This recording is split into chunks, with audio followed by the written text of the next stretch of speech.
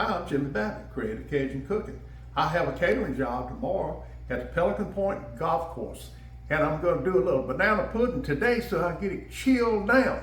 So we're just going to do one, and then I'll do the whole bunch and video that too.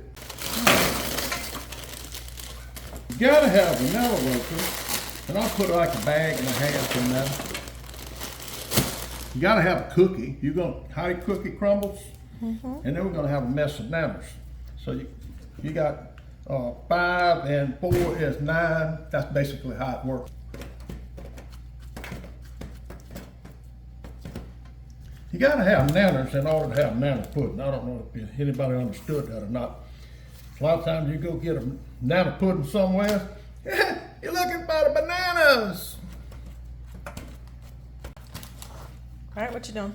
All right, you have to put a little bit of pudding up in there, start mixing it up. You can't let the nanas sit out too long because they start turning brown. But you get them mixed up in that pudding and they stay fresh.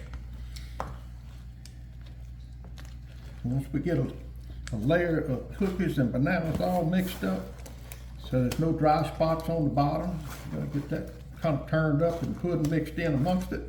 Then we'll put a coat of the vanilla pudding over the top of it. It seals the whole thing off.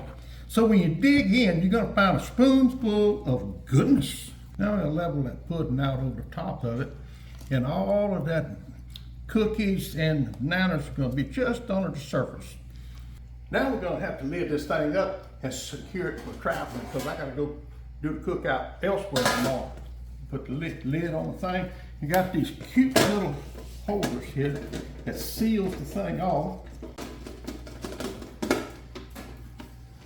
The little rubber catches the lip on the bottom side and the lip on the top side.